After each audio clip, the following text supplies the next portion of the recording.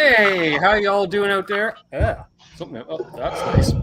Beautiful. Puh. There we go. Perfect. Welcome to Canucks with Guitars. I'm your host, Ben. You knew that. You're on my channel. But if you're new and didn't know that, please like and subscribe. And a big welcome to everyone in the chat. We're going to get to you in just a sec because he's back. Ben Tom is back. I made it. This is awesome. Welcome back. How you been, man?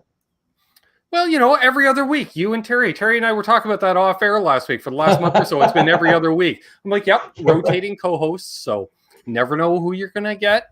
Awesome. And then I saw Terry. I'm like, don't be poking the bear, Terry. He puts in there, welcome to Canucks with Guitars with Ben and co-host Ben Tom. I'm like, hey, we don't know yet. He hasn't clicked the link.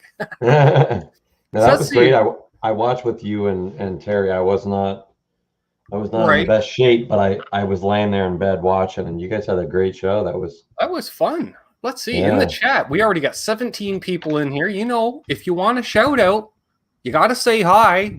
Milk Tea, I'm what's not up? Kreskin. So we've got Milk Tea in here. We've got BC Rich 581, William De Silva, Love to Rock, new name, welcome, love it. We've got Terry's 3Gs, Troy Alcorn, what's up, Doc? Thomas Santiago. Hey, Vince RJ, Lefty Guitars, EC Painter. Wow, that would just sound like bad white 80s rap. Billy Baloney, JP Page 2, Martin Lemaire, L&M Guitar Corner, Ryan X in the house. New guitar day for Ryan X. Got himself an Ibanez AS 53, I think I saw in there. Yeah. Oh, nice. Yeah, nice little semi-hollow body. Let's see, I just want to make What's sure. Up, I got it. Rainy Crooks earlier in here. Awesome. Eric C. Hello. Terry, what's up, man? How you doing? Awesome. Still got that tickle in my throat. What the BC Rich 581. That was like a breadcrumb stuck in the top of my vape, and right at the end is breadcrumb flavor. They throw an extra perfect. Piece in the top. So BC Rich 581 said LPD released his new delay pedal today. That's right. Would it be that one, maybe? It would. The Rival officially released today. If you're on the email list, you got the email. If not, you'll find out on the social medias tomorrow. Oh, and a follow-up to last week's show. And there's only 30 of them, so just buy one now if you're into like really good delays. That chilling in the fridge for 6 days. Nice. The Pop Shop Lime Ricky, as seen on Canucks with Guitars. So I haven't had one of these in ages. I haven't had one of those since I used to go fishing every summer in Canada, and we'd stop at one place and get right? So you got your Maple Leaf since 1969. I know it's blurry. Wow. Cane sugar, sugar decane, lime real soda made with cane sugar. Yeah. Let's see what we got. Doesn't make you don't feel sick to the stomach afterwards. You're just hyped up. Well, there's only only 150 calories. Wow, Thomas Santiago. Happy Monday to you, sir. Dang. Well, there. Let's crack her open. Smells limey, Tom.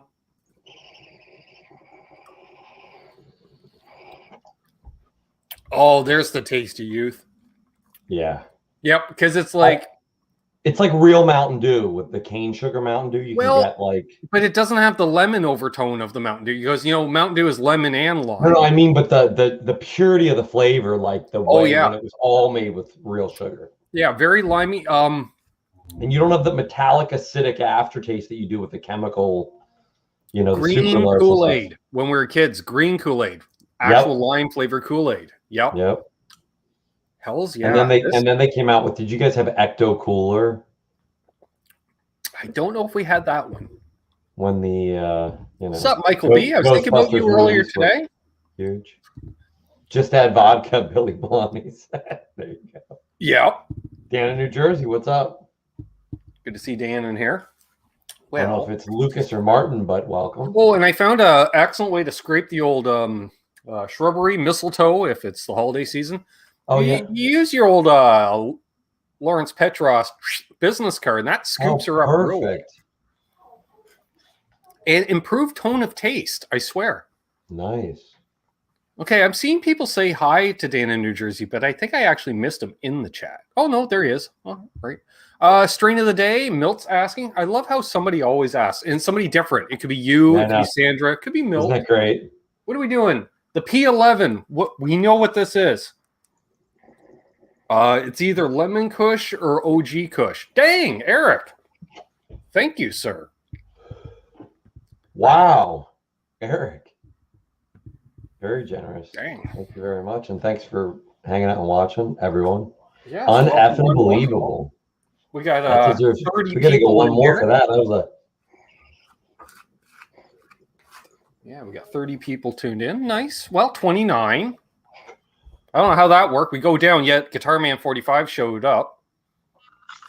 Super sour orange for Billy Baloney tonight. Nice. All right, I can only see the comment. I gotta scroll up to see.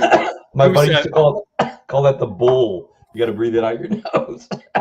BC Rich 581. The taste of youth is mostly cheap vodka and shame. That's my early sour 40s. orange for me tonight. Now, Billy, is that like in the sour tangy kind of family, or is that something completely different? I had orange rolls the other day. I'm not a huge. I got a hankering for some edibles, and I think with tonight's donations. Speaking of that, next month. Well, next look month. What I made. This used to be clear grapeseed oil. Now it looks There's black. Aaron now, I always joke about this, green. Tom, when people show up in groups. But we've got Aaron from Elvis Band and Marsman both showed up, and I know they live near each other. So did they carpool? Yep, I think so. Maybe they're having a watch party together. Thank you, Aaron. I made a I stopped by the Vans store and got some more flannels because they were like way cheap. So it's California flannel as opposed to Canadian flannel. There you go. That's mostly what I wear is just flannel. Probably since I would say probably the last 30 years, it's been a staple of my, I was gonna say of my diet, of my clothing regimen. See, I knew it, Aaron. Nice. Excuse me. Milt's got some Cuban rum in 7. Nothing wrong with that. Nothing wrong with that. Ben Tom, tell me about the new LPD delay. What is it based on? How does it sound? I'll tell you what it's based on. I was going to say the LPD White Rabbit delay. Ha ha. Just longer delay time. With longer delay times. Yeah. So if you saw the demo. Does the White Rabbit have the tails? Does the white, I have slight dyslexia. Does the White Rabbit have tails? Yes, thank you. I can't remember because I don't remember what tails is exactly, but. If you turn the delay off, the tails to the delay keep going, yeah. If yours does, means if yours does, then yes. Mine does. Okay, then yes, because it was based on. I think it's internal though because I never switched mine. It was based on there. If I can click on it, based on my request. There you go. No, our request. Lawrence actually texted me about that as well. Yeah, just saying. I'm not giving you all the credit, buddy. He already lives. My sister is here. Lovely sister Amanda, who I'm going to pop over and see her tomorrow. I'm not going to bring as much stuff as I thought. I'm bringing stuff off because I'm not going to Trenton tomorrow. That changed. So I'm not bringing anybody with me, Amanda. She knows what I'm talking about. It's one of those inside baseball things. But I'm going to grab a couple of things here as well, throw them in, and I'll head on over there. So there we go. The original Paramutants here. Awesome sauce. Hey, my sister said she's making ice cream. That's right, because on... What day was that? Either Friday or Saturday. Don't know because I drove my sister home both days. Gotcha. She got an ice cream maker.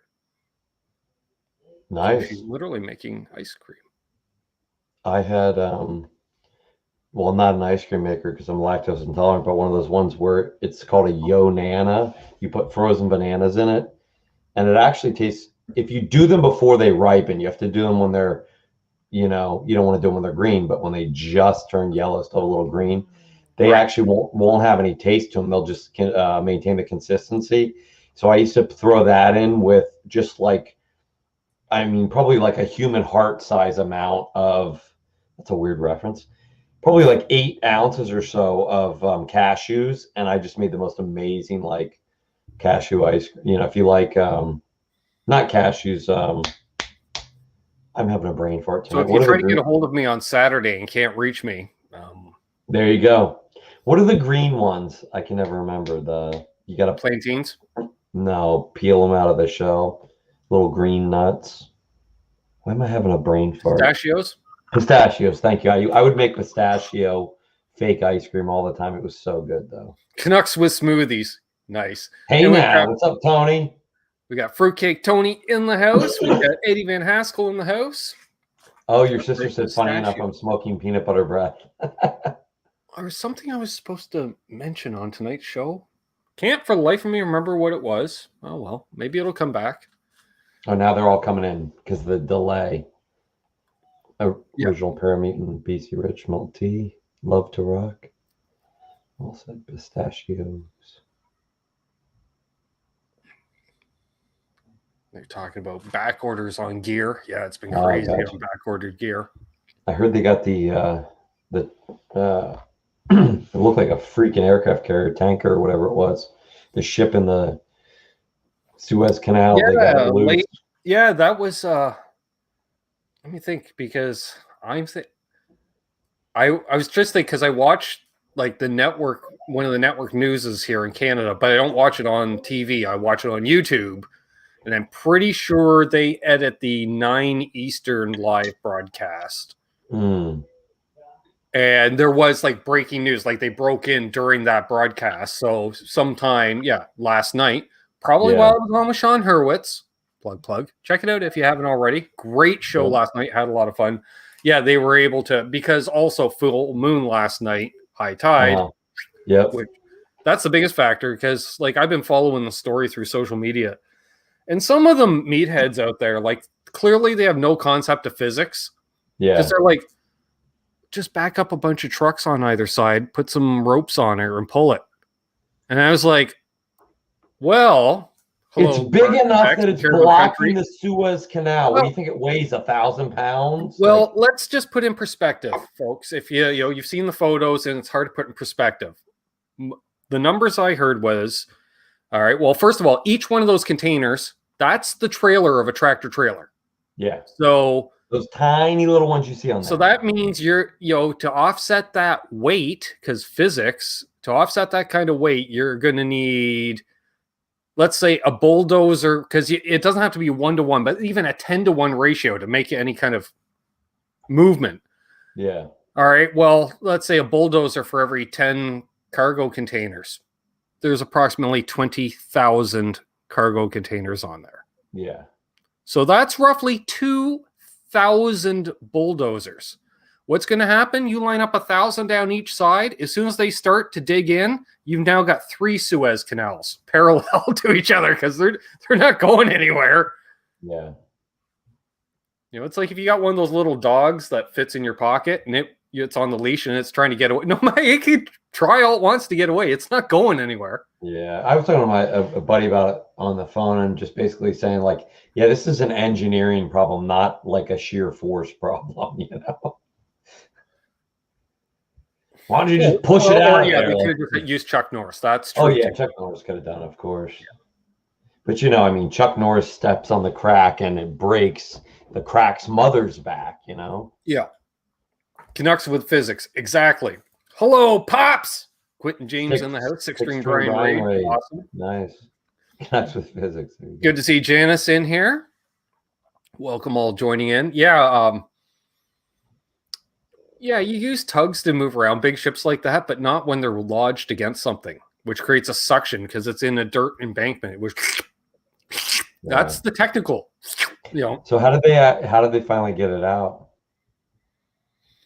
The biggest factor was last night because it was a full moon, which means a higher than normal tide.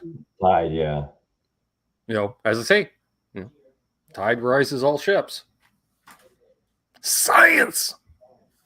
Well, actually, that's nature, but nature is science.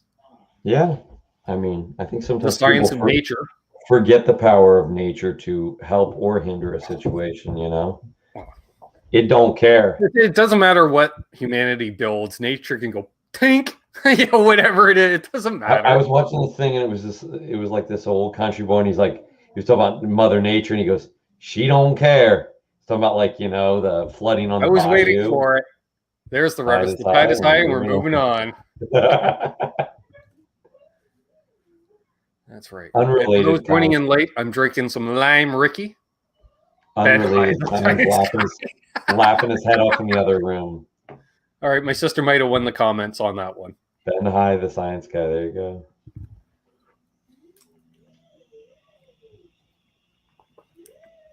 To use 30 tugs to dig it out, move it after digging it out. Yeah. NASCAR boating never turn right. Hey, Zach. What's up, Zach? Got 47 people in here. So anybody's got any questions, we got the answers. Might not be it is a live answer, but Joe. We're live. We did our part. We count on all 48 of you at times. I'm still alive for now. I mean, we're live for now. We're live for now. Yeah, I haven't seen any helicopters flying around outside yet. That's more on the other channel. There will be foil hats on tomorrow night's NAS Canucks shows, folks. 8 p.m. Eastern. Tune in. No, Tom. You know how we've shown highlights of stuff on the show, and I usually just put up on the camera? Yeah. I decided to do it as a screen share. Immediately, I was blocked in 176 countries. Wow. Ironically, except for in the United States, was not on one of the banned list. And so I looked into it, and they give you all the pings, like this section, and it was 30 seconds here. Excuse me, because we had start and stop the video. Gotcha. And then there was this other part later on. And well, that's odd. So I'm watching it, and I'm on the phone with Doug telling me, I'm like, let's go with it. Let's go ahead, edit it, so we can at least have the podcast out there, blah, blah, blah. Mm-hmm. And I said, and I'm going to list the timestamps. So, because you'll see edits in the replay. Here's the timestamps I had to take out. And I understand, okay, we showed some of the broadcast. Fine. Why did they edit out the part of me just talking about the Hendrick Motorsports complex or what do they call that? Compound? When you got a group of buildings. Campus. That's it. Go. A lot of those buildings were all open to the public, except, surprise, surprise, the engine shop isn't, because that's all R&D, right? That's like trying to go into NASA, jet propulsion stuff, right? Yeah. And I tried to get in, and so I mentioned that on the air. I wonder if we're going to get flagged again. They wanted that out. Wow, that's why they pulled that part. And you know how Doug and I we kind of pick on Hendrick Motorsports event. Yeah. So it's kind of interesting. We're like, I was like, really? That's foil doesn't seem so tinny now, does it? Yeah. Hey, we got Dylan Washburn popping in, Scott Brockway, Stephen Fraser, great name. Would you buy the new Ultralux Strat with the Floyd Rose? I looked at a fully titanium Floyd Rose, like the one they sell right from Floyd Rose today, and I'm like, oh, that's really cool. Oh yeah, no, the price, no, that's not cool. I think my sister's trying to one up me. I'm only blocked in 125. Ben's always trying to one up me. That's great. Hey, there's the great Vanzini. What's up, Vanzini? So that's a good question. You guys had a good show. Well, you know what? Because okay. So for those who don't know, there was the Fender Ultra, which was supposed to be the high and mighty, and then they made the Ultra Deluxe, which is just the Ultra but hot rodded a bit further, like a Floyd. Ultra Deluxe is like you're almost at a custom shop, but not quite, kind of thing. There's nothing. Well, there's nothing. Yeah, because the Ultra was nothing between it and custom shop, and then they just wedged this right in because they're like, I know it's not weird, but well, anyway. I get it in a sense because it's hardware / cosmetic upgrade, right? Like, yeah. So the Floyd Rose. Okay, well, if the Floyd Rose, let's say if it adds or a German Floyd on that one, right? Like Dylan would know because they're a Fender dealer. If it adds 200 to the cost, fine. You know, like if everything is fine, because you're buying a Super Strat. So now we're looking at compared to a Kramer, compared to whatever else, a Super Strat. Sure. You know, because chances are, if you're getting it with a Floyd Rose, you're not getting 3 singles either, right? Yeah. I don't know why Fender didn't do a production, essentially a EVH 78 with no paint job, like literally just a one humbucker Super Strat. I don't know why they never did that. They would have probably sold a ton of them. Right. Hey, Mel O'Brien's in here as well. Good to see Mel in here. So I know they've done one-offs and stuff, but can you buy a better guitar cheaper? Well, what's the price on that? Do you know? I think around 27, 28 Canadian, because it seems to be the Ultras are around 25 Canadian. Do you know what it is, maybe Dylan could tell us the price of an Ultra Lux Strat. Oh, I suppose we could get off our asses and look it up. Now, there's 2 different ways to look at it too, because when you're talking about selling them and resale value, that's a different thing, because a lot of what you're paying for with the Fender is that it's easier to resell because the name and the history. Yeah. But if you just want a better guitar, yeah, one McQuaid, they're $3 so $3,000 or Canadian. What's that? 2,400 US. That's what I was like. Dylan would. I think it's like $7. No, check it out. All right, so you're not buying an American-built guitar for that price like that. You know, that has any resale value, because again, you mentioned the name. Right. I think that's the biggest thing you're paying for is the resale value. Because if I was never planning to resell it, I would look at like 2 or 3 other brands easy before I look at that. I'd even look at like a Nash. You get a Nash cheaper than that. It's a parts guitar, but man, they're finished really well. The ones I've played. Like I don't know. Like, what do you compare it to? Like, I don't know. Because it's got the nice compound radius neck. Is it a 9.5 to 12, or is it like a 10 to 16? Probably 9.5, right? Or 9 to 12? 9.5 to 14. Oh wow! Like it's pretty or at least 12. At least, you know, like it's a thing. You know, I'm just trying to think, because, you know, like at that price, you're looking at basically an MIJ Ibanez, but Ibanez, they're not. You can't really compare it. How much did you say it was Canadian?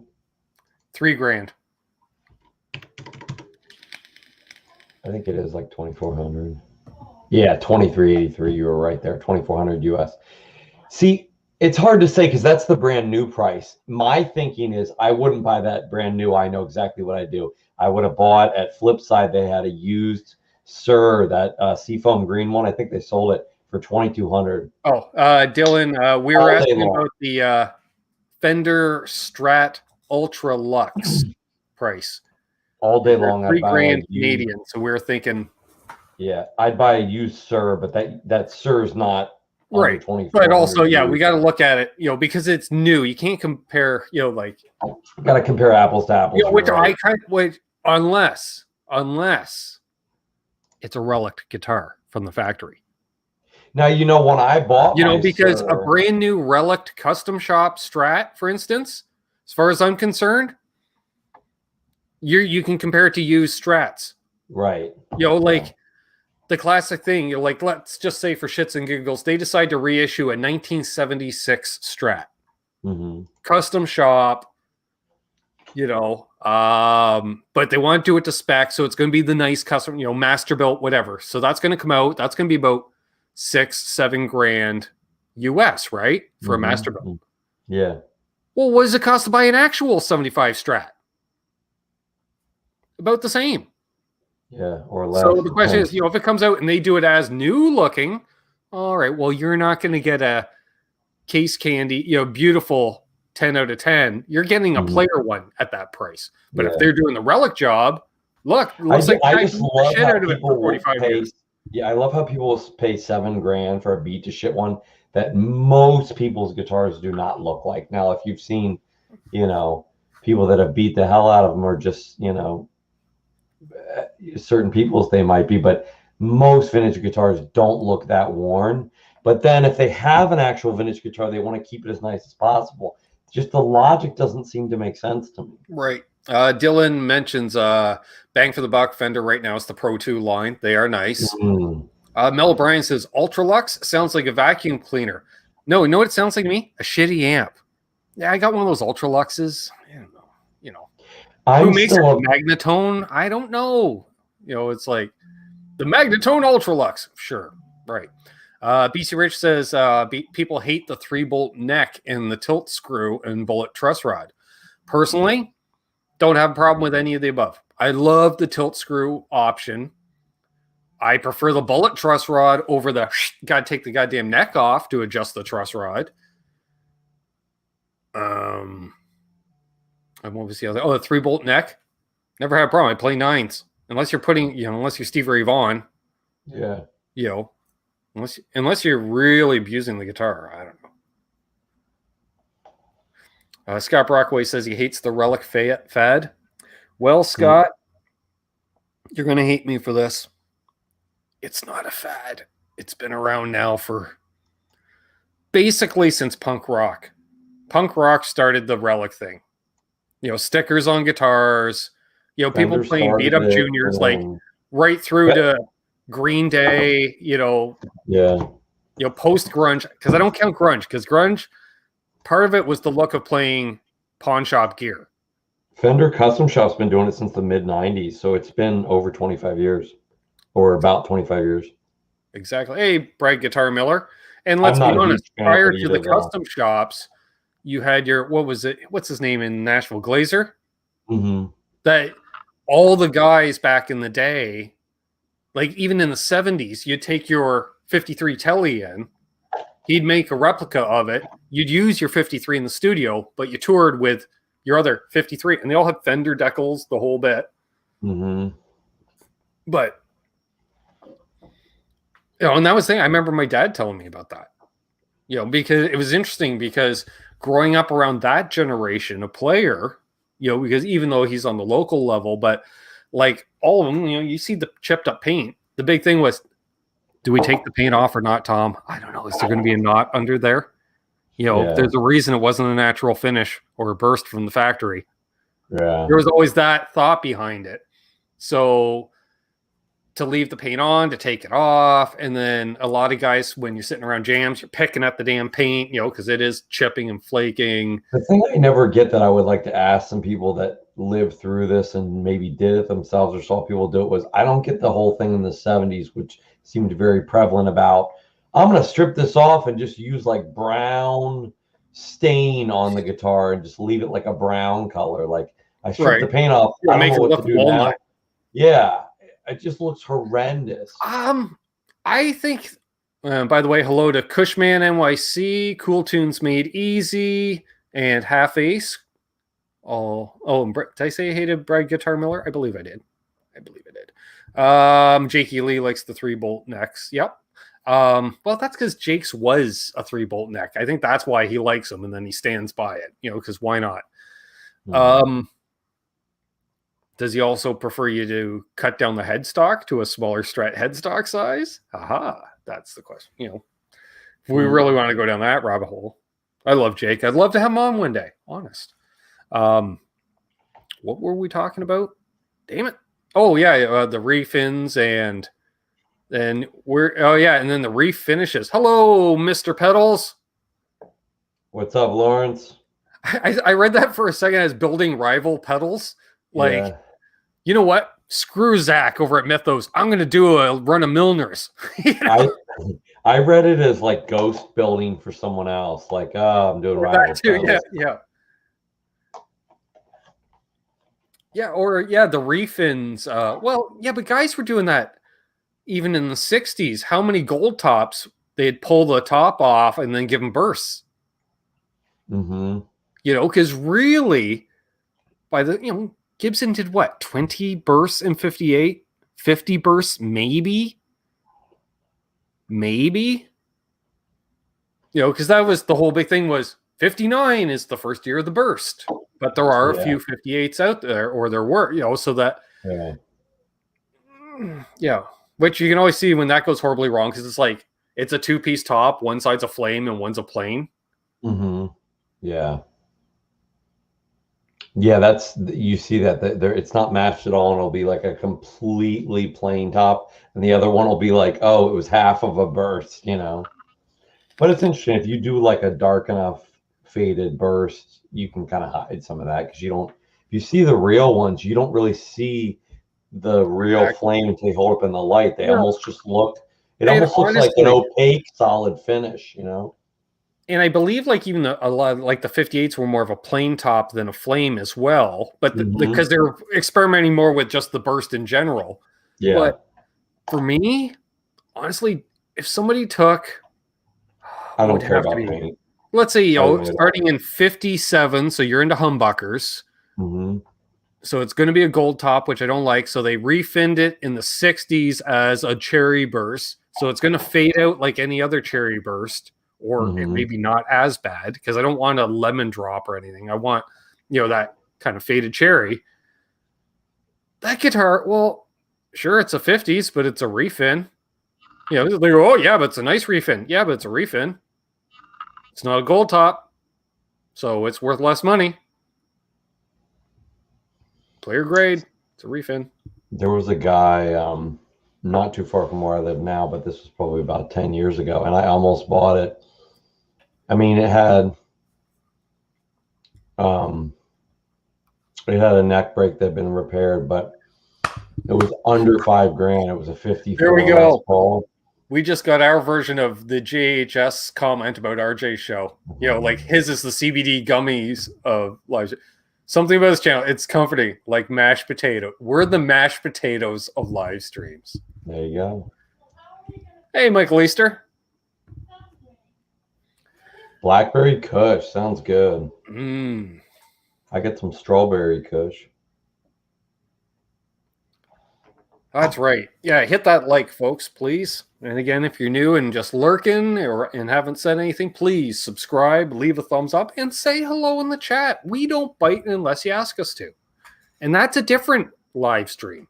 That's not here. I got way off topic before. Someone's at JP Page 2's asking Lawrence about the delay line. Yeah, what the chip was in it, and Lawrence is being rather hush hush about it because he can. But what you were saying before, and then we got off topic. What is it based on? Oh, there we go. As soon as I say it, boom! It's digital 2 PT 2399s. Hey, Dale. Aren't those the one in the? I don't know. What pedal is that? This is stuff I don't. That's Aaron territory, Tom. I delegate that knowing to him. I know as soon as I see it. Come on, Gary. Why can't I bite you? Hey, Big G. Good to see you, brother. What's up, Gary? Gary. I rock the blues.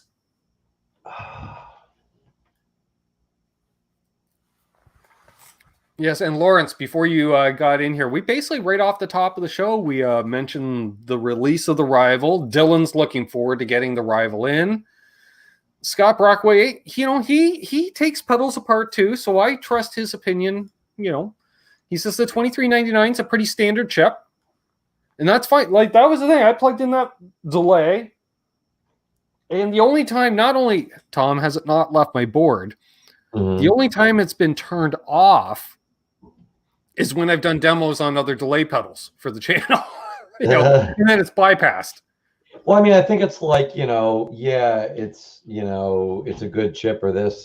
Scott said it's a pretty standard chip. I think it's kind of like, I made chicken tonight, and chicken's a pretty standard ingredient, but I didn't make it like some woman or man at some 5-star restaurant made it. Yeah, even all those resistors, even if they use the same diodes and capacitors. How you put it together, the recipe, that's all your seasoning around that. I like that analogy. Yeah, that's just the chicken. Now, Scott Brockway believes it was first used in the Dan Echo, which has a cult following. That is the pedal I was thinking of. I couldn't think of it. That's the one. Nice. Bell Epoch is Billy's favorite delay. Yeah, I've never played the regular standard size one. I had the Bell Epoch Deluxe for about 2 days, and it's so they made it exactly like a real Echoplex because it's noisy as hell to the point where I found it unusable. The noise floor is so high. And I don't mean high in the way that like a Univibe can be a little noisy. I mean just any amp and no other pedal. Briefing asked the Dan Echo or the Real Echo. Is the Real Echo the one that had the actual reel? Because I remember T-Rex had the real one. It would just basically use cassettes. That's what it used as its tape, which was great. Good way to do a 45-minute set. Just put the old, 45 minutes aside. But I always wanted one of those just for the D-bag factor. I gotta have a literal tape delay on my board. It's gotta be a tape, and yet somehow portable. Though it's not a canister sitting up on top, a tank of any kind, or be that guy has a reverb tank and a delay tank. It's like, what are all these heads? They're not heads. That's my pedal board, kind of. How about the what was the one they made? And I swear it was like $2 or $3 grand. They took original parts out of organs and repurposed them. It was something Analog Outfitters. Do you remember that? It was a tremolo slash Leslie or something, but it was like $2 grand. It was like giant, like it had to sit on top of your amp, but it looked so cool because it was the Leslie part in there, like spinning. Wasn't it the most pretentious pedal, or I can't call it pedal effect ever, was like the candle powered delay? There you go, that one too. Yep. Right. Yeah, that's great. Like you want two of those? Why? I run stereo, man. That's my ping pong. Yeah. So no real, but it looked like it did. Nice. And Lawrence bragging a little bit here. The rival noise floor is so low, it inspires comment. There you go. I've been tempted before in younger years to buy like an old Echoplex or to buy one of those. JP Page 2 showing his nerd. Where's roll-offs at? 15K or so? I love it. The old Fender oil can delay. Yes. I just can't deal with tape. I mean, that's the ultimate douche rig.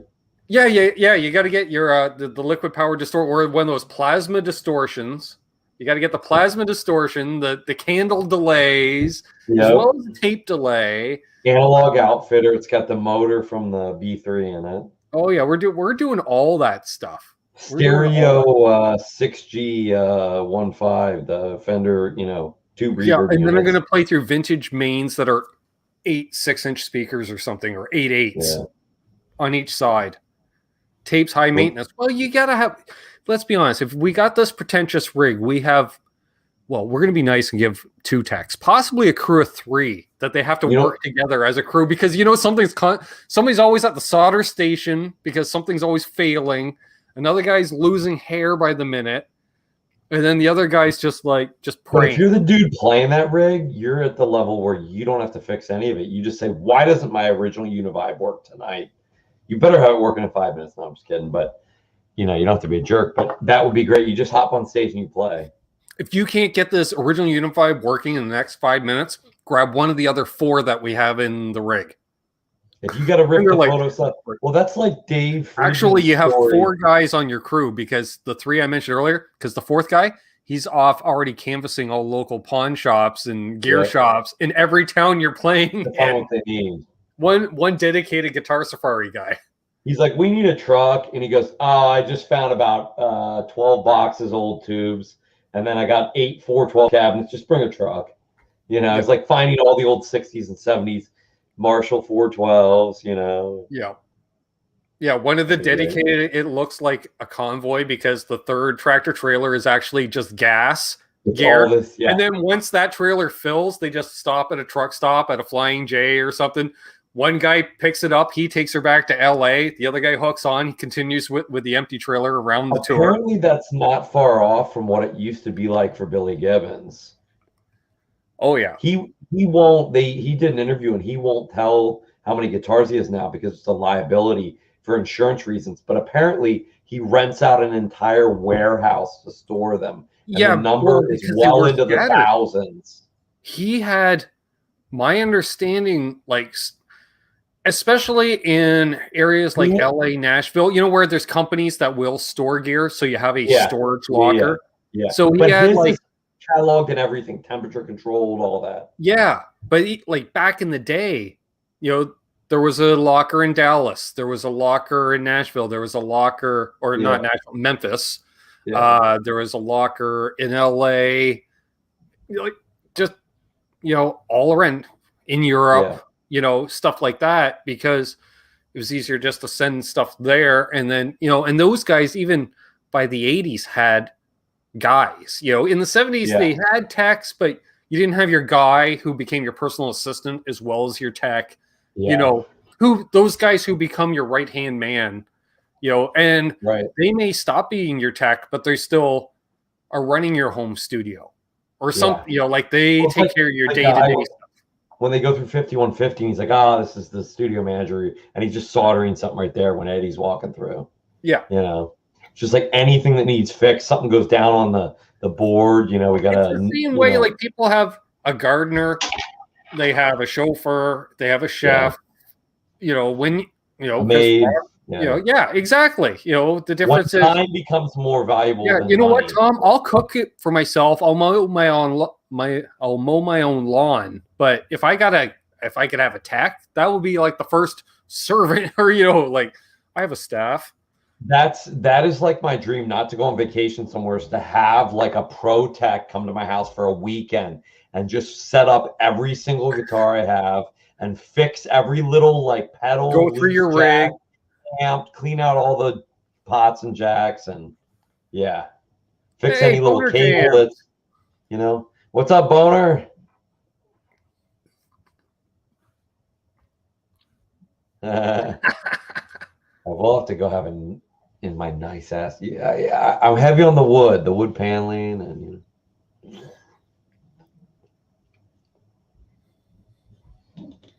I always said if this YouTube thing took off, I'd hire my sister as my personal assistant, because one, I can trust her with all the financials and everything else. Well, that's the thing. It would have the logistics of day to day. It's just like, here, you create. I'll take care of the rest. It would have to be. Stephen asked, do Canadians swim in warm weather?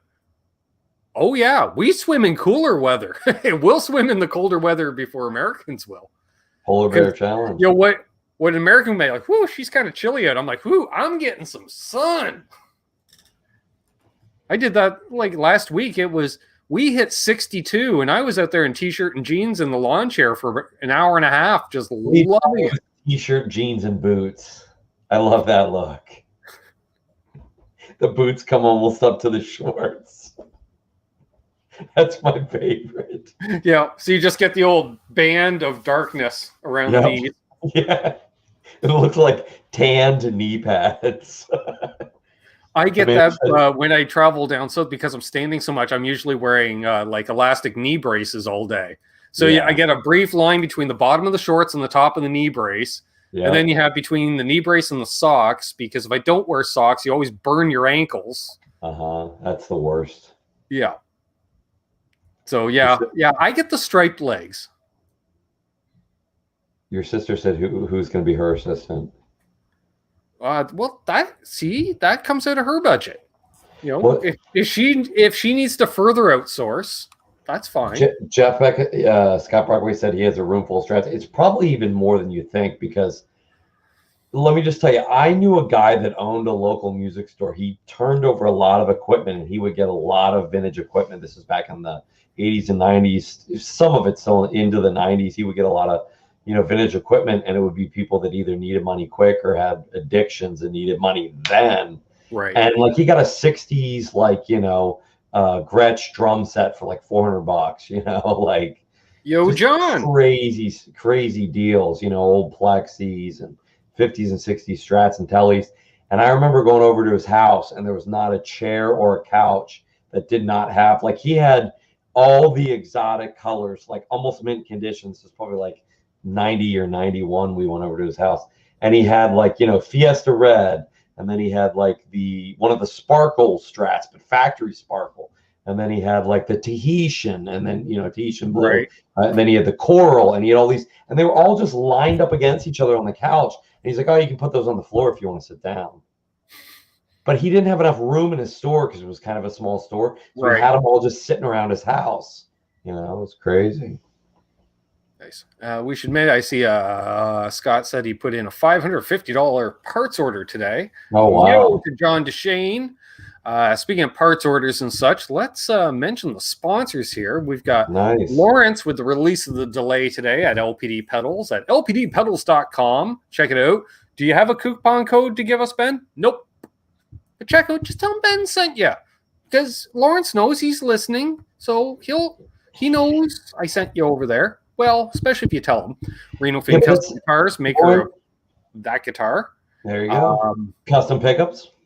Custom, very Canadian to the point now. The pickups, the wires Canadian, the bobbins Canadian, the slugs are Canadian.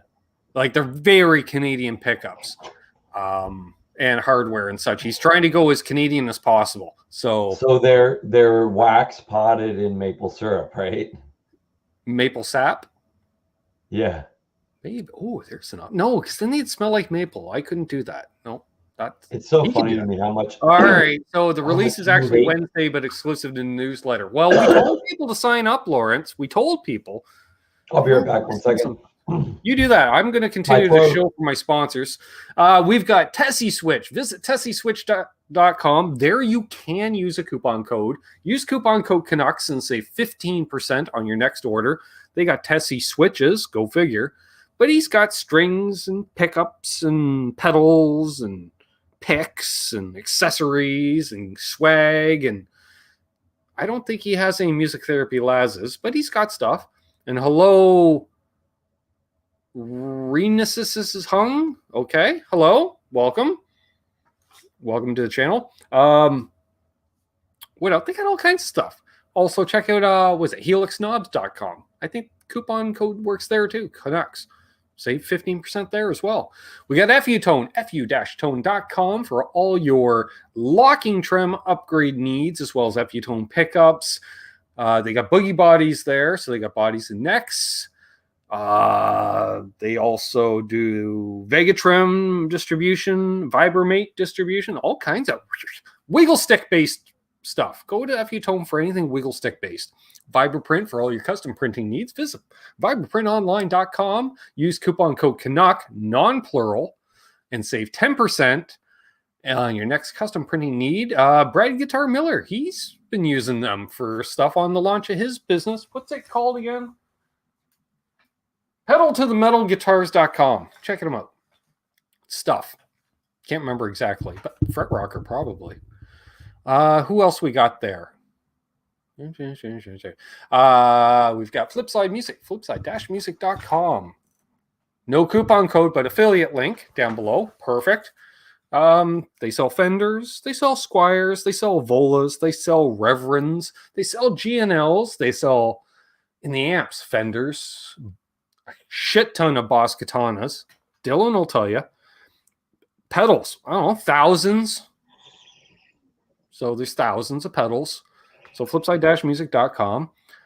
We've got Emery over at 10solomusic.com. What does he sell? Well, he's got Volas too. And he's got strings and picks and this and that. And cool brands that other people don't carry. He's got Furman pedals, MG Music pedals, some other stuff. And then that brings us to good old original sponsor of the channel, Ardens Music. Visit ardensmusic.com, our preferred Canadian retailer. I should mention Flipside's the preferred American retailer. No offense, Emery, but Flipside's been around longer and they've done more. Ooh, burn! Ardens Music. They're Canadian. Mom and pop. Sean, great guy, runs a store. 3 brick and mortars and a website. They sell, what do they sell, Ben? Christ. Fenders, Jacksons, Squires, in theory, EVH, because they've become an EVH dealer, but they haven't gotten any in yet. Godins. Yep. That's right. Get your Godin. I don't want to miss that super chat.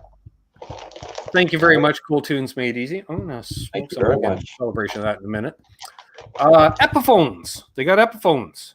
They have Guild acoustics, but not electrics. They don't have Charvels yet. only a matter of time. Let's be honest. If they got Fenders and Jacksons, and Gretches, Gretches and EVHs, yeah, they got everything but, and the Guild acoustics. Guild electrics, I'm not sure. I mentioned it just because I like to play them. I'm not going to buy one. I just want to go in and play them. Martin acoustics, Takaminis. Wow. Fender acoustics. Martin, that's made like an hour and a half for me. That's a bunch of stuff. And then, so all those cool cats. Appreciate them. Helping out with the channel. They don't actually pay me or anything, but they give me deals. Oh, and I am a Tesi Switch artist, and am I a Lawrence Petros artist? I don't think he has artists. Yeah, well, I get artist pricing, so I'm an artist. It's good for all, if you will. It's good for I'll preach about him, whether Lawrence wants me to or not. I'll say the good stuff. Well, that was unsolicited last night when asked what was one pedal. Sean Hurwitz, you remember he asked, excuse me, my voice is going today. Sean Hurwitz asked Paul Ewing what pedal, and he said the 87 Deluxe. Yeah. Well, first he said the 74. Right. Which is that's the dark horse. That's like literally because it's in the middle of the year range too. It is the ugly redhead stepchild. Yeah, people are just like, oh no, I have the younger and the older one, so I don't need the middle one. It's either no, it's not old enough sounding, or no, it's not new enough sounding. Right. No, it's its own sound, folks. It's not clean enough like a Plexi. No, it's not dirty enough like a... Well, I unwittingly got rid of it because I thought the green channel of the 87 covered that territory. It doesn't. Oh man, you're trying to get me similar more money. Speaking, if Lawrence is still in here, how many pedals do you guys have now? Does the 74 have the bright switch? That's it. Inside.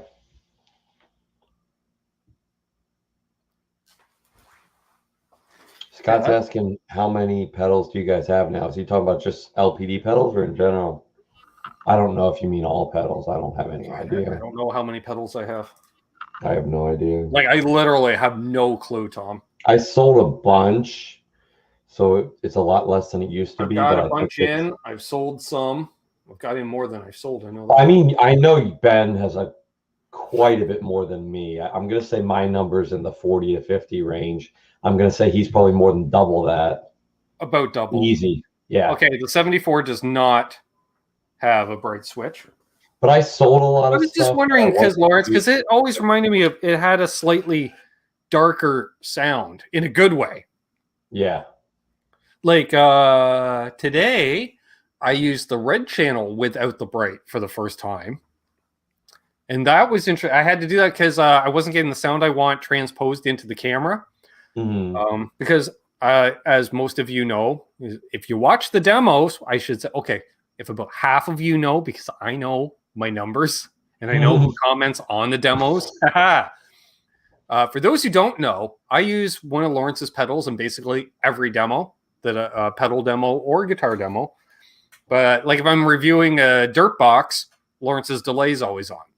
If I'm reviewing anything that isn't a dirt box, I use Lawrence's dirt. So I was using the 87 for tomorrow's special Tuesday demo coming out. Nice. And it didn't sound right through the phone. So I flipped over to the dark channel. I disabled the brightness, which brought her back down, and it sounded a little better. So nice. Check that out at 9 a.m. Eastern tomorrow. XMG 12 is here. Awesome. Oh, and somebody had asked if we down tune. Other than drop D once in a while. Randy. Looks like Randy's getting dinner. I mean, I'll tune down sometimes if I have like 10s on a Strat. I'll tune down half step. Oh, there it was. Stephen Fraser. Fraser or Fraser? It can be either, right? Fraser or Fraser. I always say Fraser, but that's just me, because I knew people with that name. Yep. Also, Boner. I play mostly in standard unless I'm playing Kiss songs. Because Kiss songs, you do have to play down a half step. Yeah, Van Halen. Van Halen. You know what? Van Halen, though, it's interesting. Van Halen, a lot played in standard tuning. It still sounds like Van Halen. The Kiss does not sound like Kiss when you move it up a half step. Yeah. Well, it's kind of like, you know,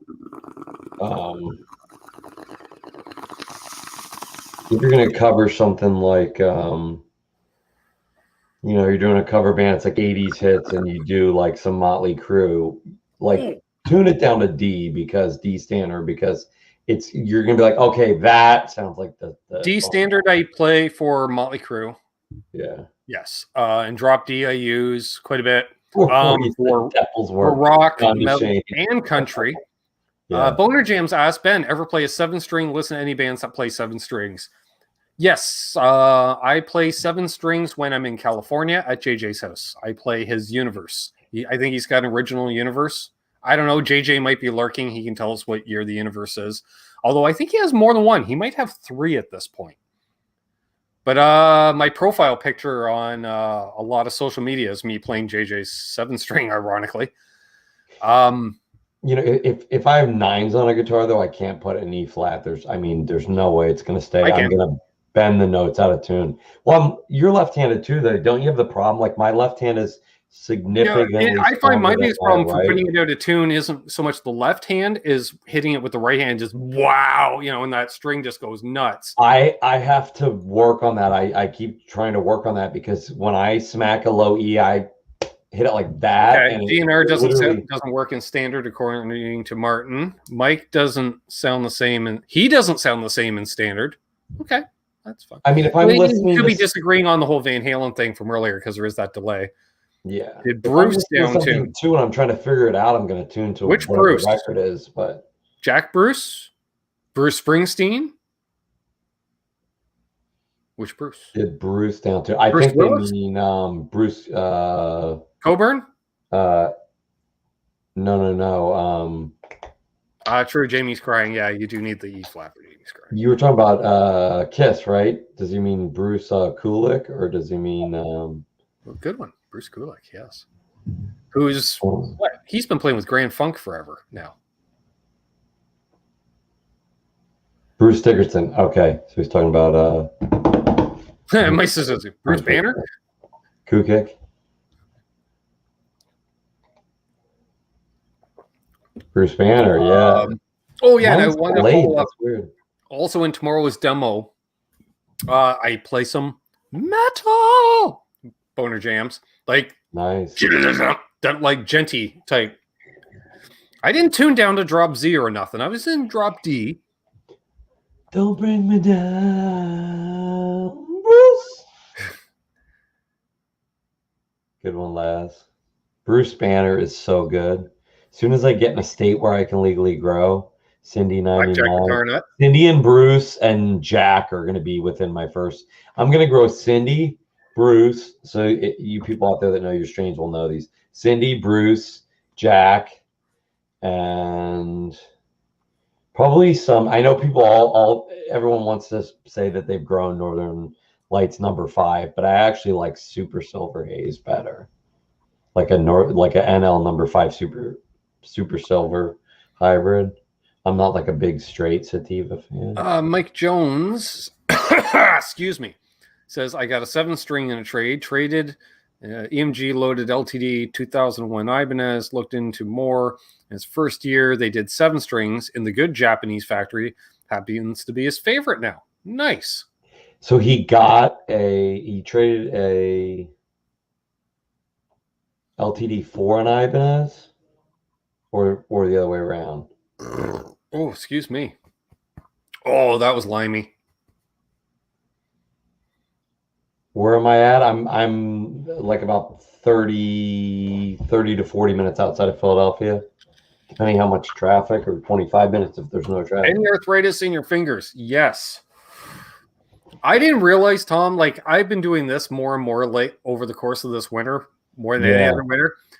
And yeah, they are stiffer than they used to be, but I didn't notice until the other day I tried crossing my fingers. So it was like, cross your fingers, and then they joked about doing it, and they're like, oh, and I'm like, oh, what the hell? I can't cross my fingers as well anymore. Yeah. Because I just don't do that. See you, Lawrence. Have a good one, my friend. Take care, Lawrence. Chris Evans, come right on in. you can take LPD Pedals seat. He kept it warm for you. What's up, Chris? Perfect. We got 54 people watching. I miss my hash. Cold Tunes made easy, said. Well, we'll have it on your behalf. We can do that. I'll tell you what, it's great for arthritis in your fingers. It's like a high CBD, like a 5-to-1 or a 10-to-1 CBD salve. Right. Because you need a little bit of THC in it to for it to work effectively. For happy hands. Make your hands happy. You can play better. Although at 10-to-1, you're not going to feel any effect of the THC with that much CBD in it. But like especially for a lot of people that have arthritic pain, it's very helpful. Yep. All right. Any other questions? I know that one, Billy Baloney. I have a hard time with chords that used to be easy. I know, like I went to stretch for this chord, like it's basically just a major 7 voicing, but it's with the 7th right next to the root, so you get that really dissonant minor second. So the major 7th is right next to the root, so it's a stretch like this. And I was like, oh, I think I pulled something in my pointer finger. It's like you feel like you stretched too far, and that used to not be a problem. Wow, that lime pop really makes me gassy. You're right. It could be the cane sugar too. The body's like, woo-hoo-hoo! Rachel Paramutant said I wash my hands with hot water before I play. I started doing that too. The older I get, I think that really, literally warm them up. If I do that, that's the only problem. See, I don't know. I mean, I never really. Oh, I don't have calluses anywhere like I used to, because I used to play 3-4 hours a day, and now I play 1 hour a day, if that.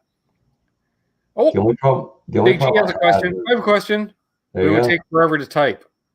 Fine. Yeah, try playing message in a bottle. Yeah, no kidding. Stick to power chords. Yeah. Is Martin headed out? See you, Martin. Oh, later, Martin. Yeah, I think when I was playing every day, where like 4 to 6 hours was a slow day. I mean, I was playing 10 to 14 hours a day. You can pick it up and you're warm within 3 minutes and you're fine. But now it takes me like an hour to get warm. I just think the hand warming up thing though, that helps. Make a cup of coffee or tea before coming into the studio and hold it by the mug. Yeah. I used to sit there and practice with my hands. Suss out what you want to do. My coffee, and when the coffee would start to get cool enough to drink, that's when I knew I had my hands on there enough that I was ready. They were warm enough. Yeah. Oh, chef calluses. Oh. There we go. Maybe one of the moderators who's not on camera, or Tom can do it too. I don't care. Someone can put a link to L&M Guitar Corner and give them a sub. If you haven't already, check out their channel. They are great guys. They're new. They're European. They're hilarious and talented and nice. So check them out. Come on. I feel obligated almost to give these guys a shout out because Martin's here. It's okay. It's 3:05 a.m. for him, and he tunes in. He's here basically every show, Tom, every Sunday and Monday, it seems. Oh, not basically, literally, like every time, yeah. Definitely. And if not, he'll pop in early and say, "Hey, I just can't make it," or he'll go to bed. Yeah. Get this, and he's not the only one. I know there's a few people that do it, and if you're watching a replay because you aren't here, but I know some of you do it from time to time, people will go to bed early, set their clock for the middle of the night, get up to join us live. Yep. That you guys are crazy. I love it. Thank you both, Tom and Terry. Click on one of the links or both and subscribe twice. And you know what? Video is on their one of their reviews. Actually, 2 of their last reviews were both LPD. One of them was the 68 stack review. Yeah, which they helped. Well, they created. Martin created it. I think it was his idea. Do you see the thumbnail for it? It says 68 stack number 1, the first of its kind, like the thumbnail for the video. Very cool. Very cool. John's like, I love you, Ben, but that's nuts. I agree. Okay, XMG usually watches from bed. You know, we know China Mike does that sometimes. I've done that many times. Right, China Mike, if you happen to be watching. That's too much information, Renus. You know the number one thing I always watch China Mike every week for? Greatly appreciated. Always appreciated, never courted. Never courted, always appreciated. Yeah, Grumpy Mike. Just his enthusiasm. It's genuine. He hides in his basement. So like heartfelt. You know, he's such a sweet guy. Great player too, man. I think he's such a sweet, jovial guy that people don't think about him as much, I think, as a guitar player. But man, he can rip. He's a chameleon because he does so many things that you don't think about him as much like a guitar player. And then he picks up a guitar and you're like, oh, okay, all right. He's such a great guy, but that's the thing. Like, he's a chameleon because Surface, if you're tuning in, yeah, Mike's a sweetheart, right? Like he's the Mr. Rogers, you know, in some ways of YouTube, because he's so nice, he's so polite and well spoken. Like, I would trust my kids to be around him somewhere. Then all of a sudden he goes, "Oh, you want to hear, you know, Iron Maiden's The Trooper? Okay," dun, dun, dun, dun, dun, dun, dun, and just nails it. And then he gives you that sweet smile, and he's like, "I love that song." You know, yeah, you're just like, what? You know, like. Okay, sure. You know, like, and you know, he used to have the hair, you know, and off camera swears like a sailor. And the dude can make a little kidney bean pod sound like a Marshall stack too. I know. And you know, big person, like, he commands a room when you're out because he's a big guy. Yeah. That's what you were telling me. I didn't. It's hard to tell on camera sometimes. And I don't get it. Like it always amazes me because in day-to-day life, I'm usually the tall one. Yeah. Well, when I saw you next to him in the video, and I look short. Oh my Lord, he must be enormous. He's like Bigfoot. Like, he only looks small next to Greg Koch, right? Or he looks normal size next to Greg Koch. Exactly. Yeah. The only person that makes him look short is Paul Gilbert. Yeah, right. Because I look like Nuno next to Paul Gilbert. I know. Paul Gilbert literally is like, I'm 9 feet tall, but I just put 8'3". I don't like to be hey, Flying Pickle. Written down as that tall. What's up, Flying Pickle? Hey, Jeremy. Unrelated question. No, it's going forward, it's every Tuesday at 8 p.m. Eastern until further notice. I think until September. Until Doug has to start driving in Olympia again. See? Called it the right thing. Not a Zamboni. Hashtag not a Zamboni. I haven't seen Doug. He's probably recovering from today's race because NASCAR and dirt this past weekend, and they raced, both races got rained out the weekend, so they ran today. No spoilers, Jeremy, in case you watched it, brother. I've watched the Friday coverage. I watched the Saturday coverage. Yeah. It was cool dirt tracking, Tom, except too much rain on Friday, and they went to do the first heat race. They dropped the green flag. Chunks of mud the size of softballs covering the windshields before they made it down the first stretch. Wow. I was going to ask. Like, literally, they had to just red flag it because you can't see anything. Too dangerous. A wall of clay. Like, oh, it's insane. So, can't wait. Hey, CNA Productions. Yeah, so I'm going to watch that after tonight's show and then do Canucks tomorrow. And then Wednesday, I'll be on with Nez Says. Who's our guest on Nez Says? Don't know. I'll know when you folks know. XMG12 says, you guys don't watch Formula One over there? I used to. Last couple years, I got out of it. I used to watch all forms of motorsports. Like, seriously, I was following... I don't know, 10 to 15 professional series a year, like week to week, full on coverage. I was up to date on 15 series. Wow. No problem. You seem pretty up to date on it now, so you must have been really on top of it then. Well, the way I am with NASCAR was, but like that with everything. Yeah. Wow. I subscribe to a couple of magazines and newspapers, both American media and Canadian media, because you got to support the Canadian guys too. Yeah. So, yeah. All right. See you, Cushman. Have a good one. Take care, Cushman. Yeah, I forget when I really got out of Formula One. About 5 years ago, I think. That 2 laps was the equivalent of a band starting a concert and nothing but feedback coming through the mic. It's a good one, pretty much. Good analogy. Yep. Oh, man. Yeah, imagine you go see original lineup of Van Halen and they're like rocking up there and you just hear. It's such a wild card because, and sorry, you guitar player folks, but NASCAR hasn't run on dirt since 1970, Tom. Wow. So nobody has a notebook back at the shop. And because of the way the rules are, there's no like competitive pit stops. So you can just pull in, you don't lose a position. All right. Hey, Mahogany, thank you very much, sir. All right. Nice. Yeah. So what they did, thanks, Mahogany. Tom, they did the smart thing. Like, say you're the crew chief, right? You don't fucking know how to set up a dirt car. But, it's sort of like with a major concert, most of the road crew, like roadies, techs, and everything, they're all musicians as well. Yeah. Well, all the guys, because all these race teams have hundreds of employees. You know how many of them just race at local tracks week to week? Oh, probably all. They literally went out on the shop floor to the mechanics, the engineers, like, all right, which one of you guys run dirt every weekend? I run a late model. Yeah, guess what? You're on the pit crew this weekend. You're on the travel team. Like, all right, because they need anybody with experience, let alone.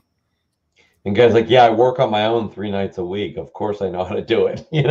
Exactly. And awesome. Well, that was the funny thing, and it got to the point where you figure like Kyle Larson, who was banned from the sport last year.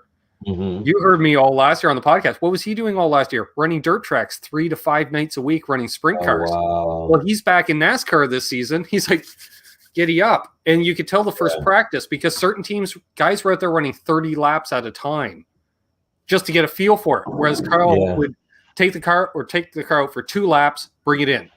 Take it out for 3 laps, bring it in because he's fine-tuned. He knows what he's looking for in the car. Whereas the other people so did the changes help? They're like, I don't know. I don't know what I'm doing out here. I don't know.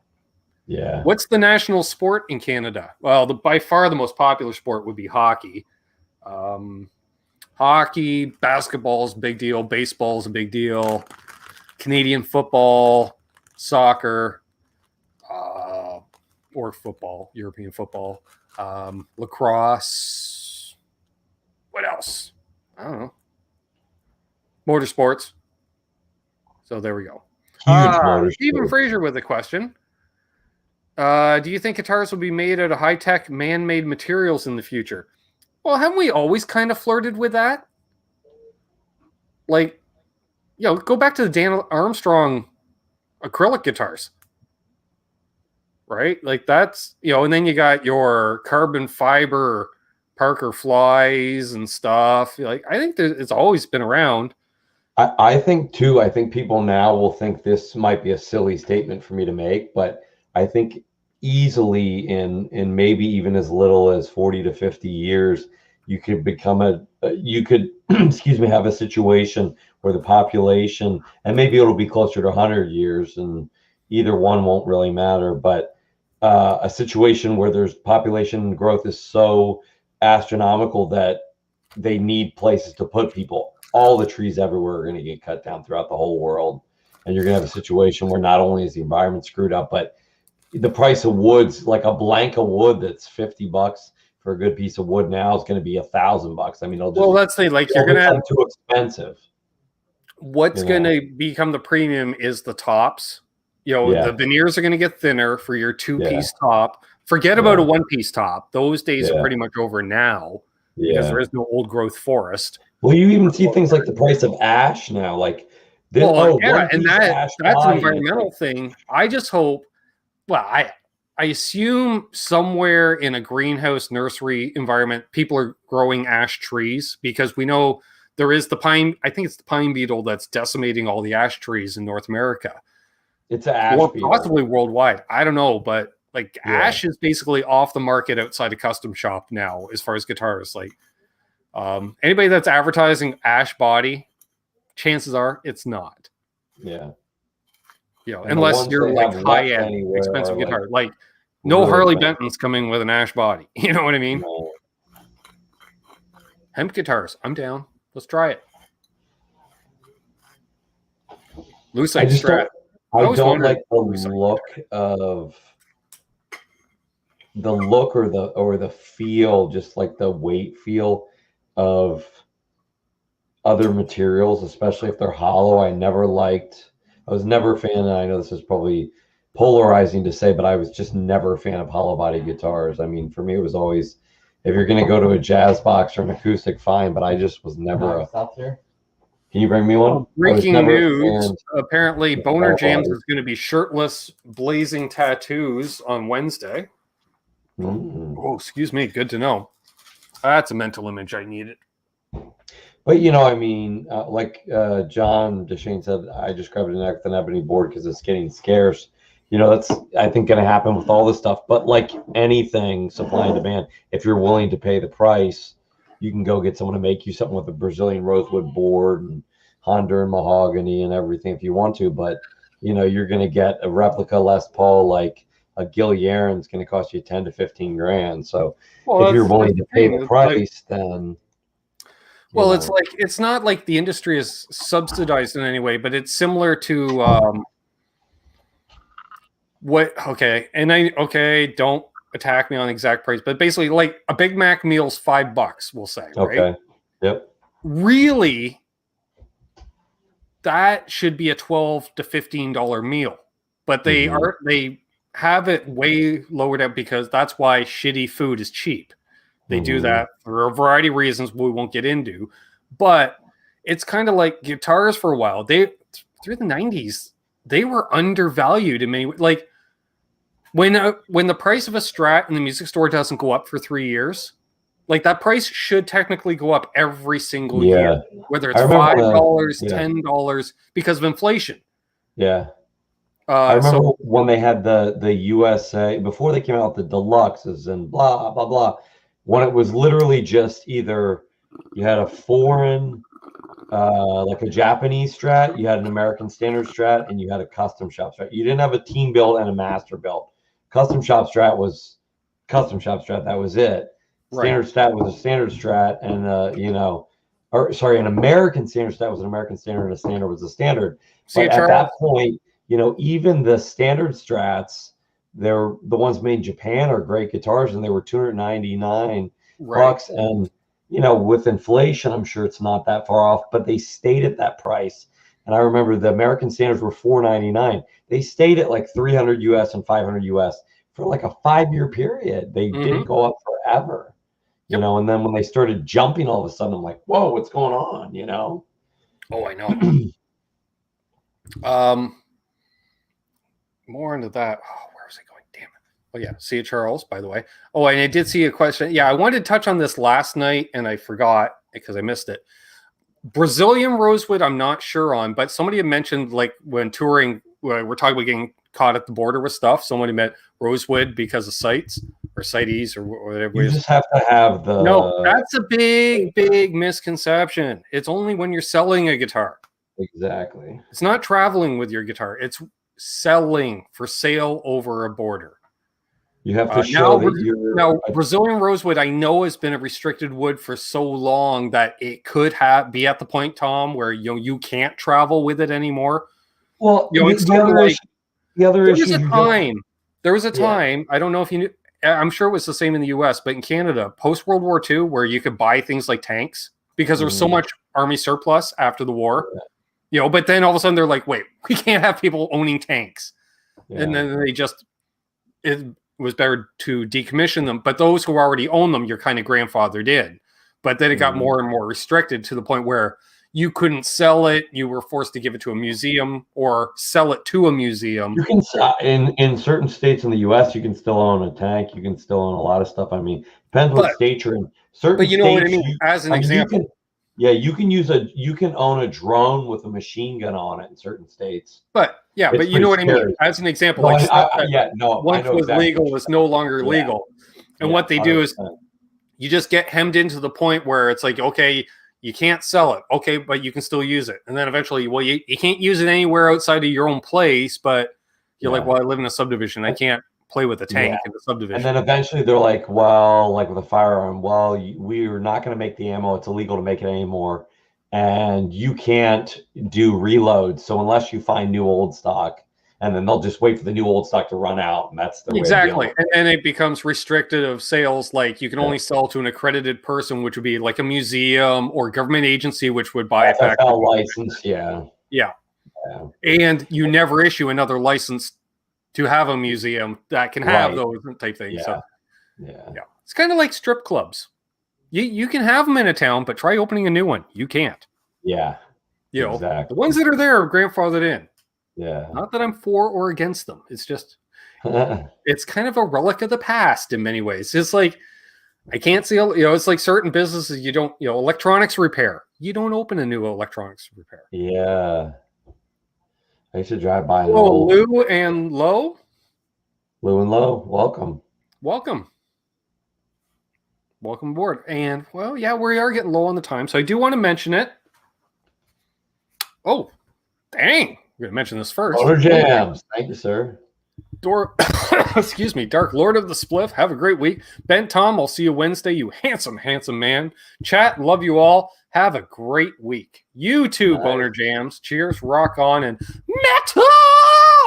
Metal Wednesday. New name, local power. I just tried to open one so he knows.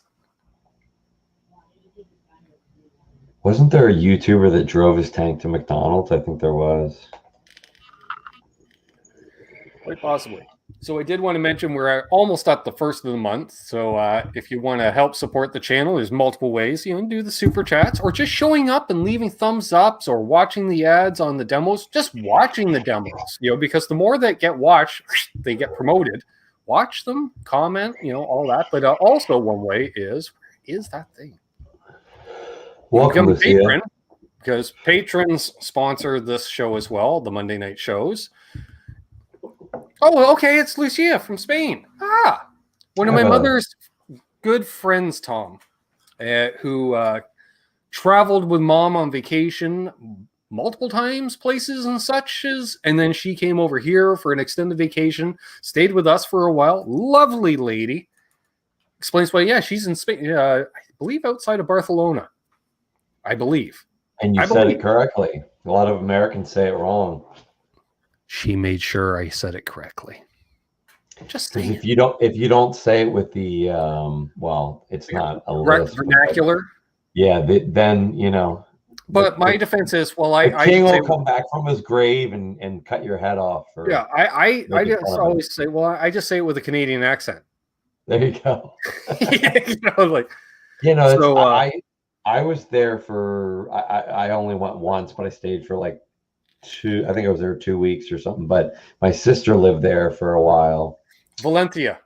Or does that still do Valencia? Sorry. See, I'm always getting it wrong. I try. So yes, I think it would just be in Barcelona because you have the Catalan. But that also ties in with the auto racing because she gets the old Formula One races in there. Cool. Yeah, one of the Formula One circuits is there. Anywho's, yes, a good way to support the channel. You become a patron at Patreon. Why it's two different things? They just call it Patreon. I can tell you, a really good friend of mine and RJ Ronquillo's when we were at school in Miami. Amazing guitar player. You should check out. His name is Santiago Quintans. I can put his name in the chat. You'll have to look him up. I don't know if he's got a channel, but amazing guitar player. Santi. You do that. I'm gonna read off the patrons. We've got Randy Crooks, who's off for dinner. We've got Bent Tom, who's hanging out over here. We got JP Page 2 in the chat. Fruitcake Tony. I think we've seen Tony in the chat tonight. Grumpy Mike Guitar, missing in action. That's okay. It's Florida. It's nice weather. John ZD351. He's way over on the other side of the world. Tries to make it in most times. Sometimes lurking while working. Things like Randy Upchurch is here. Good to see him from Southern Illinois. Excuse me. Laz is making dinner as well. For Craig Tomlinson, Blackjack Guitar Nut, who I believe I saw in the chat here. Todd Flowers, Cousin Tad, Jose Benito Martinez Jr., unfucking believable. Knucklehead Zero, Brad Guitar Miller, Charles 75N, Absolute Mayhem, Joe C, Mickey Settlemeyer, Keith H, Charles Green, and newest patron Johnny. Nice. There you go. I have no other Johnny's on here, and he's only Johnny in the chat. I'll say Johnny, but I do have a last initial in case I get another Johnny as a patron. So if your name's Johnny, you want to become a patron, you want to expand this further, that's the link. There we go. Thank you very much for putting up with that, folks. I don't think my my buddy Santiago uses his YouTube channel that much because he has like 10 subscribers, but trust me, he's an amazing guitar player. You should check him out. No, I don't, Renus.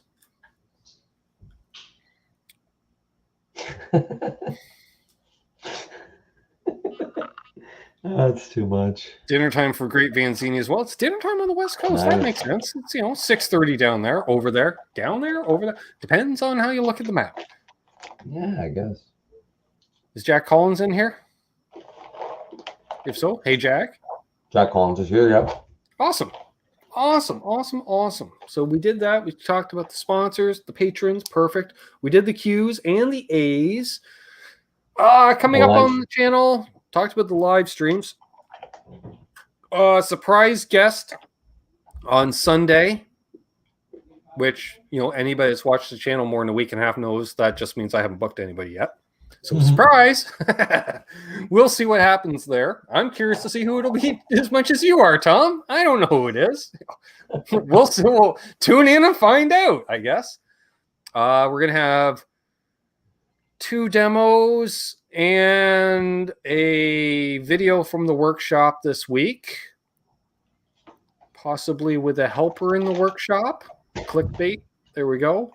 Cool. And then, there's that. And then, a couple pedal demos. Imagine that. Waiting on some new equipment so I can get back out to do some guitar demos because I need a different tripod. The ones that are like this big, no bueno, because not every place has a place for me to put that on. I can't use a half stack in every guitar shop as much as I'd like to. You should be able to, yeah. Yeah, right. So I ordered on the old Jungle website there a selfie stick that also has a tripod on one end with the Bluetooth and it looks like it comes apart so I can use existing attachments for microphones and silicon chips and such. And wow, I figure between cursing and duct tape, I'll jury in or a rig of some kind, maybe 100%. Velcro a pedal on the side for a distorted channel. That'd look awesome. You just gave me such a great idea. Velcro idea. What I need is Shatner. What? None of my mini pedals by Lawrence have enough gain for me to give a really, really goose, an amp. Like what I need is like a mini 87, which we know exists, but good luck getting one. Oh yeah, Scott, that's on the list. Oh, it'll be out in April.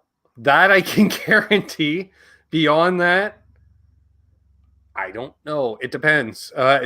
Definitely April, possibly first half of April, depending on how many guitar demos I get out there. Because I haven't done a guitar demo on this channel in 4 or 5 months, I think. No, because I did that shitbox guitar there last month, that GFX. Okay, I did a guitar-shaped object. Beyond that, I don't know the last time I did a guitar demo. So I'm looking very forward to getting back out there doing some of that. A lot more repair and maintenance lately, it seems, right? Well, you did the one though of your new Gretsch. I shot that demo a year ago. I've just been using the Gretsch in a lot of demos since I got it. Okay. Which I get a kick out is like, I understand if you're newer to the channel and they typed, hey, I see you're playing, can't wait to see a demo on the new guitar. I'm like, Did one a year ago. Released it last March. Mm. It was used in 2 videos because I borrowed 2 guitars to do the demo on the LPD Hayseed at the time.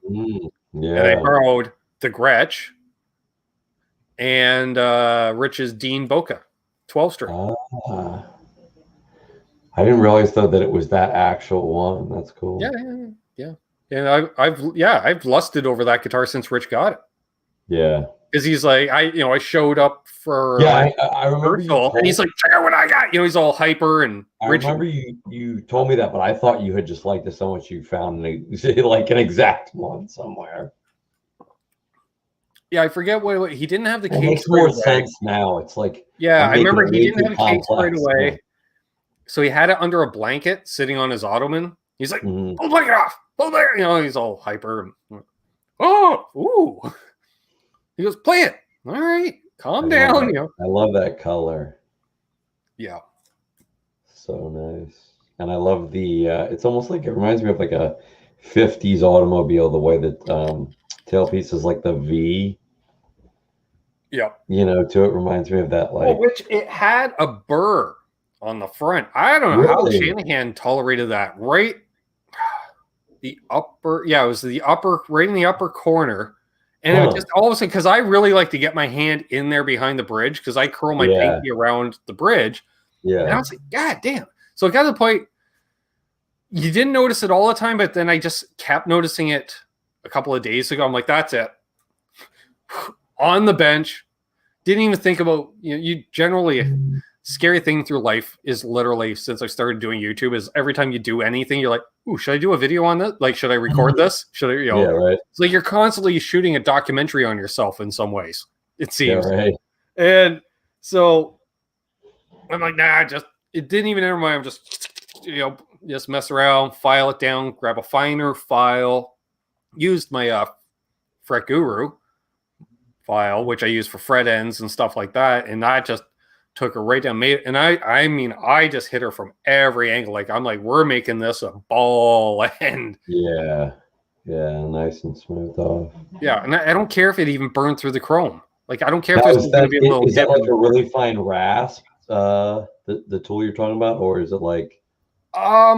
No, it's to the point. Is it like a triangle shaped one, or is it more of a flat edge? No, it's square, but it's only a file on 2 sides, and it has 2 safe sides. Oh, okay. You did show me that once. So you can lay it flat. I used it in the fret sprout video. You could lay it right flat on the fretboard, grind against the fret, and it's safe. Yeah. So I just used that for all the fine tuning, because I hit it with a diamond file, just a couple passes initially, just to pull off the burr. Yeah. Then just smoothed it right out, and that was nice. Feels a lot better now, but I love that. Those files they're $45 Canadian. Yeah. Yeah, definitely. You get a lot of use out of them. Yeah, thank you, Absolute Mayhem. Because he had fret sprout on a guitar, and I'm like, you buy the file, I'll do the work. I'll keep the file. Or we'll just keep it here in case, because I need it more than you do. You say, yeah. No, it's been donated. Hey, James, welcome. I don't believe I've seen James in here. Welcome, my friend. Please like and subscribe if you haven't already. It's called a Fret Guru file. Just Fret Guru.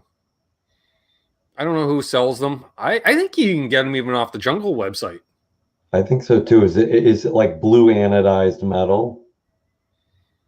Like a bluish color? I don't know if it's bluish or not. I don't know. My eyes are all messed up. I'm colorblind, so maybe it's not blue. It could have a bit of a blue glaze, depending on the lighting I'm under. Under fluorescence, maybe, but under warm glowing, no, not so much. Not under candlelight. Oh, I'm thinking of their fret leveler. Yeah, no, this is just a. Their fret leveler is the one. It's like I don't know if it's painted or anodized. I do want to get a crowning file, though. I do need a crowning file. I know the one I want. It's not the cheaper ones, so I'm not in a hurry. Oh yeah, they have that. I think it's like $41 US, and it's even on sale. It's the is it that dagger? Well, it's not an actual dagger, but they call it a dagger. It's bent, and it's got a nice little wooden handle on it. Removable blades, which you can also flip around for 2 different radiuses. Radii? Yeah. Radii. Not the Stu Mac fret file. I don't like Stu Mac. Not that I've ever used any of their products, but I have no need to. If Dave rants on them as much as he does, like, I'm like, all right, I get it. Like, they suck. Yeah, he's not saying it to despair. And they haven't tried to buy him off either, Tom. Like, really, if Stu Mac made a great product, they'd be like, look, this guy's got a big channel. Like, let's send them $1,000 in tools to shut them up. Yeah. If they're good tools, but they're not. They fall apart. They're using, and they're not stamped in the country of manufacturer on them. That I don't even understand how that's legal. You know what? The Laguna Palms, welcome back. Metal recycling companies in China do. They send people over here all year round. They just circle the whole way across the U.S. in like a big giant egg shape across the continental U.S. And they go to scrap yards everywhere and they buy metal like by the ton. They ship it back in containers to China and melt it all down. Yeah, that's why the stuff you're getting that's coming out of China is shit. It's not because they don't know how to forge metal. It's because they're using pot metal. They're using all the shit, all the waste, and they're making steel that's not real steel, or they're making, whatever it is, whatever the type of metal is, and it's not. It has a lot of impurities in it, and it just doesn't last. Yeah. I mean, that's why when someone talks about a real German Floyd, that's why they're so expensive now. Because, just to guarantee you're getting actual real metal, you got to pay like casting it. Yeah, instead of being within 99%, let's say 99% pure steel, it's 99.5% is their benchmark. So it's going to be just that much purer, therefore that much more durable over time. The tolerances, and it's the original castings. And I mean, I can see someone if they were in, big time band and they were touring all the time, putting out the money for something like the titanium parts because, or either that or like the naval brass, or especially like if you're hard on gear, like you really want to have the top notch durable stuff. You don't want stuff that has any potential to fall apart. So on that note, do you have anything to wrap up, sir? Any parting words, thoughts, concerns, comments, queries? I don't know. 37 and a half. I don't know. 37 and a half. There we go. Perfect. I want to thank everybody that tuned in tonight throughout the evening. I know we've had a bit of a revolving door, which I love. We get to see all kinds of cool cats in here. Laguna Palms, I saw you. Yeah. Excuse me, met them over the course of the weekend through Sean. Awesome. Cool. Very cool. Yes. And thanks to Sean Hurwitz last night. That was a great show. Always fun. We'll do it again in a couple of months. Maybe he'll tune in from the road. Maybe. Cool. Could be on a Sunday, could be on a Monday, Tom. You don't know. I'm just warning you now as a co-host. On Monday nights, if Smash Mouth is out on tour, depending on where, especially like if they're on the West Coast where it's only 6 p.m. right now, Yeah. Perfect. We may have a surprise guest pop in just for an update and let us know how it's going, how the tour. That'd be really cool. Yeah.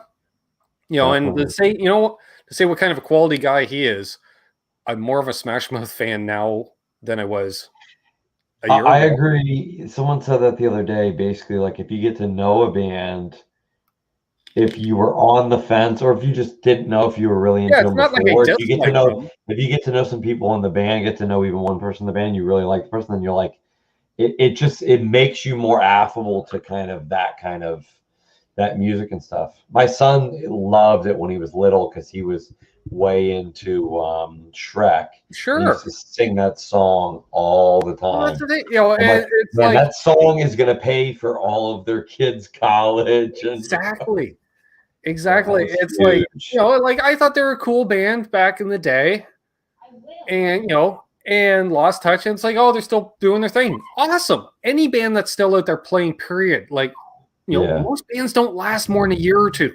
The vast majority of them don't last more than a year or two. Especially bands that incorporate ska. I'm always into that, you know. Exactly. So, you know, it's great game. And Sean just makes it that much better. I'm like, now I'm just a fan that much more because he's involved. So there we are. Yeah. You know, good night to those who said good night and cheers and that. So, yes, thanks everybody that tuned in tonight. Shout out to the Mod Squad, channel members, patrons, of course. Those who donated tonight, thank you very much. That goes into groceries. And I think I'm down to one cold snack. I got to get some more cold snacks this week. Well, I do have to go out tomorrow. I guess I'll pick up some cold snacks while I'm out. Perfect. We'll borrow against next month's donations or from tonight. There we go. So thanks again, everybody that tuned in. As always, hold those doors open. Let that get in ahead of traffic. Do good things, and good things will happen to you. Because why? Why? Because karma is real. Cheers. Rock on. Be good to each other. And as always...